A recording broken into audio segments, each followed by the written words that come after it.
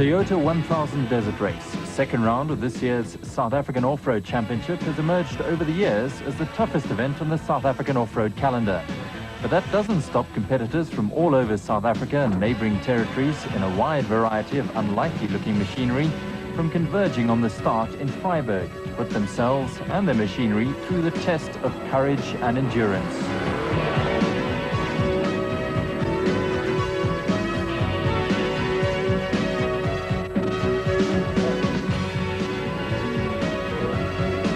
Before the start of the traditional round-the-houses pipe opener, something of a misnomer in the wide open spaces surrounding Vryburg, vehicles and motorcycles must pass through scrutineering. It's a time for last-minute checks, and for some competitors, there are anxious moments as the adrenaline starts to flow.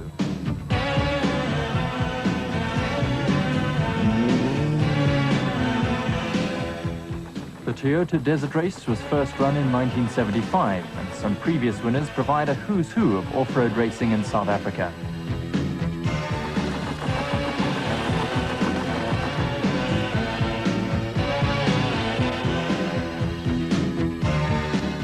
The master boards we'll be using, here's an example. When you see those boards, obviously you must stop. And I think when you see one of those warning boards, believe it. After last-minute instructions from clerk of the course John Salters, the traditional round-the-houses section gets underway. First man flagged away on the 69-kilometre stretch is Gavin Orbell in the Motortech single-seater. The first section is used to determine the starting positions for the next day's racing and is important for drivers and riders who are expected to do well in the murderous second and third racing sections to follow.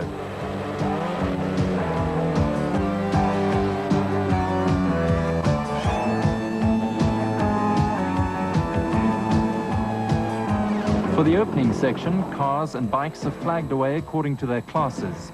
The first vehicles away were to act as sort of pathfinders for those to follow, with the route for this year's desert race providing something of a paradox. The recent heavy rains and floods in the Western Transvaal were to turn sections of the route into quagmires, and water and mud, not the normal sand, was soon to become public enemy number one for many competitors.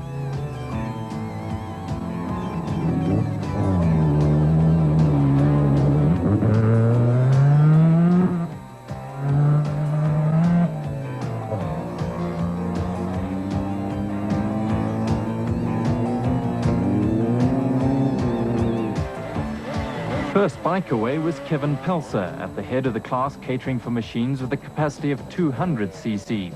There was little doubt, however, that the bike race would develop into a battle between arch rivals Willie Ireland and Jeremy Davis, who won the race in 1987, and Italians Alfie Cox and Kevin Tebbett, as well as the talented young Gavin Nimmo.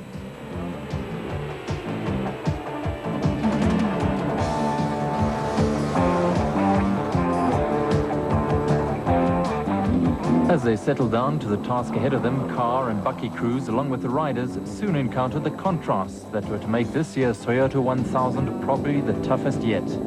Apart from identifying the route, marked with red dayglow tapes stuck to handy bushes and poles, competitors had to battle with the conditions that were constantly providing fresh challenges.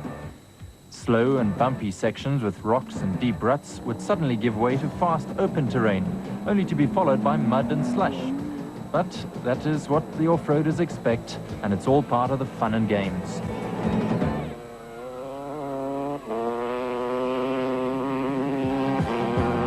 For the locals, there was also plenty of entertainment as competitors charged through the countryside that is normally quiet and placid. The roar of racing engines and high-powered machinery tackling the elements is an annual event not to be missed. For some, however, trouble lies ahead.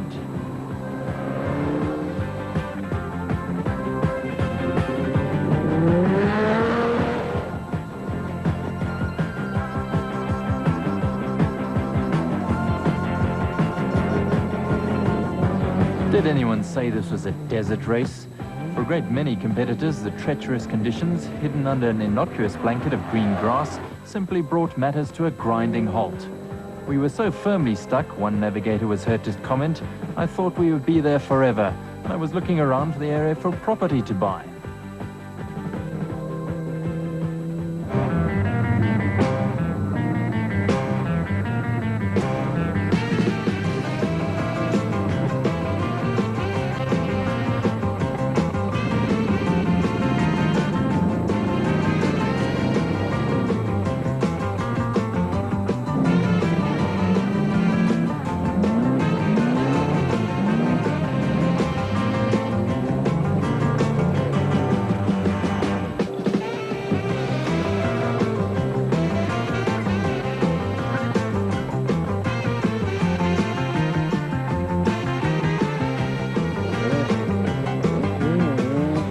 bikers were not immune to getting stuck, as John Moore was defined to his cost.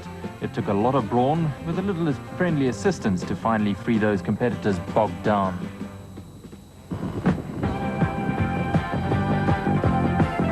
For others, however, it was plain sailing as they steamed towards the respite that the finish line offered.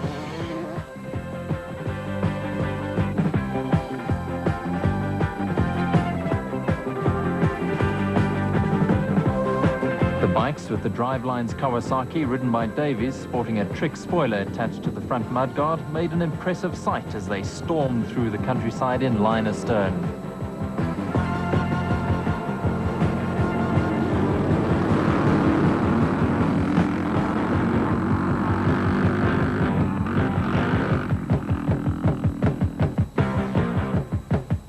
Former South African rally and off-road champions Hannes Grobler and Piet Swanepoel grabbed pole position for the second racing section in the Nissan Safari. They were followed by Klaus Degener and Till Hanneman, with local favourites André Kok and Koos Coetzee setting the third fastest time. Gavin Nimmo was the quickest of the bikers, followed by locals Stanley Jacobs and Willie Island.